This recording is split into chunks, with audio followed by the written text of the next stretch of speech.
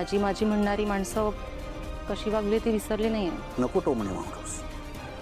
कुठल्या परिस्थितीत आणि कुठल्या दबावाखाली मी मोनिकाशी लग्न केलंय तुला नीट माहितीये. का का मला विलन ठरवतेस, का मला दोष देतेस? तुम्हाला निमित्त हवं होतं आणि ते तुम्हाला मिळालं. आणि जाऊ द्या, मला जुने वाद उखडून काढायची इच्छा नाही. पण प्लीज माझं एक काम कराल का? मला माहिती आहे मोनिका तुमचं काहीच ऐकत नाही, पण तरी प्रयत्न कराल का तुम्ही प्लीज? तिला म्हणावं तिला जी काय शिक्षा द्यायची ना ती मला दे, पण या मुलीला आत घ्यायला सांगा ना. तिला रात्री तिला आत झोपायची परवानगी द्यायला सांगा ना प्लीज. अजिबात नाही. मी मोनिकाला असं काही एक सांगणार नाही. तुमच्या बायकांमधली भांडण आहेत, मला नका इन्व्हॉल्व करू यात. मला माझ्या घरात शांतता हवी आहे, कळतंय तुला? आणि तुझ्यासाठी या पोरीसाठी तर अजिबातच मी काही बोलणार नाही तुझ्याकडे. आणि मोनिका माझं ऐकते की नाही हे राहू दे. आज हे अमृता मेंदळे लावून मिरवतेस ना ते फक्त आणि फक्त माझ्यामुळे. या घरात तू राहतेस ते फक्त माझ्यामुळे. नाहीतर आईला सांगून तिने तुला कधीच बाहेरचा रस्ता दाखवला असता, कळलं का? त्यामुळे अमृता मॅडम जरा शिस्तीत राहा. माझी नका काळजी करू तुम्ही. उलट तुम्ही तुमचं स्थान या घरात टिकवून ठेवा. तिने तुम्हालाच कधी घराबाहेर काढलं नाही म्हणजे मिळवलं. जाम चुरू जी बोलायला लागली का तुझी? मोनिका आणि मला घराच्या बाहेर काढणार नाही. तू इथेच राहा रात्रभर, हीच लायकी आहे तुझी. काय ना वाटलं होतं आपलं जुनं नात जे होतं ते आपल्यात, तिला मनवणार होतो, म्हणणार होतो की अमृताला आतमध्ये येऊ दे, पण नाही. तू याच लायकीचेस, इथेच थांबतो रात्रभर.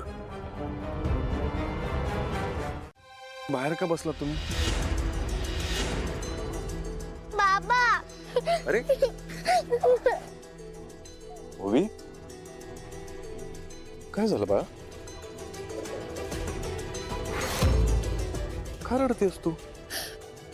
वहिनी सांग ना मला, काय झालं? काय नाही रे बाबा, असंच. तू आलास ना बस झालं. मग तू का रडतेस? जेव्हा इथं लाडका बाबा घरी येईल तेव्हा तो विचारेल की तुम्ही दोघी अशा घराबाहेर का उभ्या.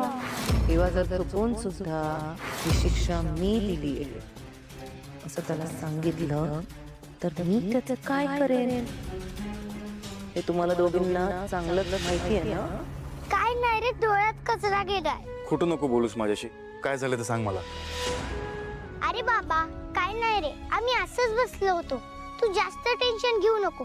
चल आपण आज जाऊ. थांब, जोपर्यंत मला खरं सांगत नाही तोपर्यंत मी आत नाही येणार. काय झालंय सांग.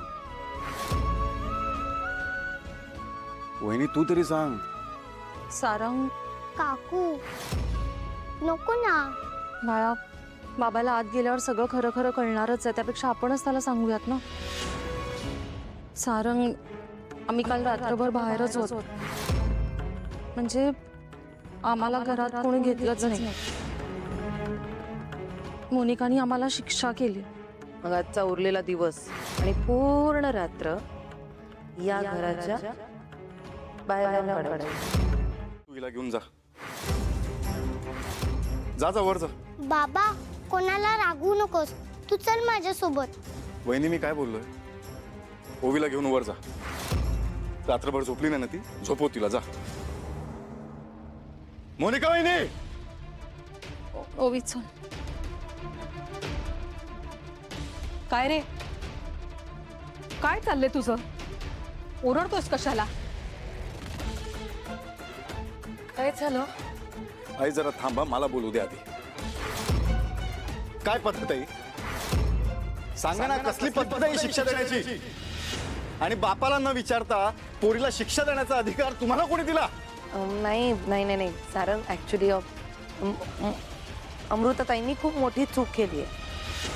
आणि मग आईंचं असं म्हणणं होतं की यांना शिक्षा मिळायलाच पाहिजे. त्यात त्या म्हणाल्या की तूच शिक्षा दे, म्हणून मग मी दिली छोटीशी शिक्षा. म्हणून काय असली शिक्षा द्यायची? घराबाहेर ठेवलं त्यांना. आई तुला मान्य होते? तुला माहितीये तुला माहितीये का अमृताने काय केलंय ते? काय केलंय? आपल्या घरात गाणं चालत नाही हे तुझं आणि माझं दोघांचंही ठरलं होतं ना, एकमत झालं होतं ना. हा मग तरी सुद्धा अमृताने ओवीला गाण्याचा क्लास लावला. हो, इथे तिने खूप मोठी चूक केली. माझ्या शब्दाचा अपमान केला तिने. गाण्याचा क्लास लावला? हो, तुला माहित नाही ती छोटी मुलगी जाते गाण्याच्या क्लासला? तुला माहित नव्हतं मला माहिती. तुला अमृताने काहीच नाही सांगितलं? मी बोलेन अमृता वहिनीशी नंतर. झाली आहे चूक त्यांच्याकडून. आधी हा विषय मिटवूया का? काय मिटवायचंय त्यात? त्या दोघी जणी गाण्याच्या क्लासला गेल्या. आपल्या घरात गाणं चालत नाही, मग याची शिक्षा त्यांना दिली गेली. बस, संपला विषय. अगं माहिती आहे, मला माहिती आहे, अख्ख्या जगाला माहिती आहे की घरात आपले नियम आहे, गाण्याला बंदी आहे, खूप नियम आहेत आपल्या घरात. म्हणून का अशी शिक्षा द्यायची?